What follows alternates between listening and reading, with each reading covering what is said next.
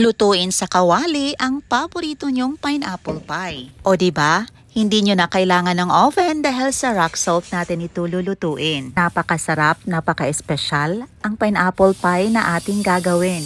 Tara, simulan na natin. So naglagay tayo ng 1 1/2 cups of all-purpose flour sa ating bowl. Make well in the center at i-add na natin ang 3 tablespoon of white sugar, 3/4 cup of butter. I-mix lang natin ang lahat ng mga ingredients by rubbing it gamit ang ating dalawang kamay para makagawa tayo ng crumbs. Pagkatapos mag-add na tayo ng 6 tablespoon of cold water. Mix lang natin to form a dough. Other options sa butter, pwede ding shortening or lard ang inyong gamitin kung walang available na butter. Ayan, i-wrap lang natin ito sa cling film at ilagay natin sa loob ng chiller for about 30 minutes. Ating pineapple filling naman, gagamit tayo dito ng 137 grams pineapple crushed, 1 cup cornstarch, 1 1/2 cups boiling water. Mix lang natin para ma-fully combine ang lahat ng mga ingredients. Tapos mag-add tayo ng 1/2 cup of white sugar and 1/2 cup of brown sugar. Gumamit tayo dito ng 9 inches pie pan at nag-rub tayo dito ng butter, oil, grease. Ayan, kinuha na natin ang ating dough sa ating chiller at dinivide natin to into 2. Naglagay lang tayo ng konting flour sa ating board. I-flatten natin ang ating dough gamit ang ating rolling pin size sa ating pie pan. Pagkatapos baliktarin na natin, make sure na makover ng ating dough ang ating pie pan. Ito po ang base ng ating pineapple pie. Mag-prick lang tayo sa ating dough gamit ang ating fork para walang bubbles na mamumuo kapag binibake natin ito. Ito na, ready na. Ilagay muna natin ito sa chiller. Habang niluluto natin ang ating palaman, pwede nyo i-adjust ang kulay nito kung gusto nyo maging matingkad pa. Pwede kayong mag-add ito ng yellow food color. Lutuin na natin ito over medium to low flame hanggang sa maging malapot or mag-thicken ito. Ito na, after a few minutes, nag-thicken na ang ating pineapple filling.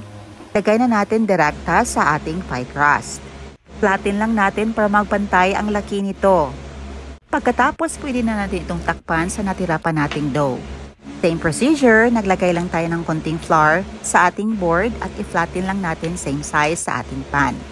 Nagdust lang tayo ng konting flour sa ating mga kamay para hindi didikit ito.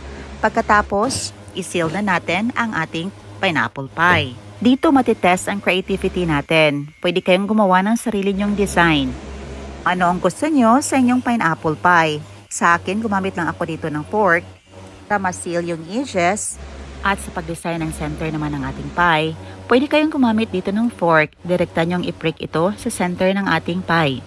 Mas easy, mas madali. Pero sa akin, gumamit ako ng scissor. Gawin nyo lang ang prosesong ito para mas maganda ang resulta ng inyong pineapple pie. At sa egg wash naman, gumamit tayo dito ng 1 piece of large egg. Pwede nyo ding lagyan ng 1 tablespoon of evaporated milk or fresh milk ang inyong egg wash para mas makintab ito. Ayan, nag-brush lang tayo na binatil na itog sa top ng ating pineapple pie. At ito na, after a few minutes, ready na ang ating pineapple pie para i-bake sa ating improvised oven. Naglagay lang tayo ng rock salt sa ating kawali. Pinipreheat natin ito for about 5 to 10 minutes. At tapos ilagay na natin ang ating pineapple pie. Siyempre, dahan-dahan lang sa paglagay kasi mainit yung ating kawali. Takpan lang natin ito and bake for about 35 to 40 minutes. Kung sa regular oven naman, i-bake nyo for about 180 degrees Celsius, 30 to 35 minutes, until na mag-brown yung top ng ating pie. Ito na, after 40 minutes, nag-brown na ang gilid ng ating pie at luto na ito. Ready na para hanguin. Papalamigin muna natin ito mga mommies before natin i-unmold. At yung ating ginamit na rock salt, huwag niyong itapon dahil pwede pa natin ito magamit sa susunod pa nating lulutuin. At ito na, ina-unmold na natin ang ating nalutong pineapple pie. O diba, ang ganda ng luto na para ding niluto lang din sa oven. Medyo may tosta ng konti sa ilalim pero okay lang yon, masarap din yung kainin. At syempre excited na tayong tikman ito. Slice na natin. Napakasarap nito sa mainit na kape or kung ano mang inumin.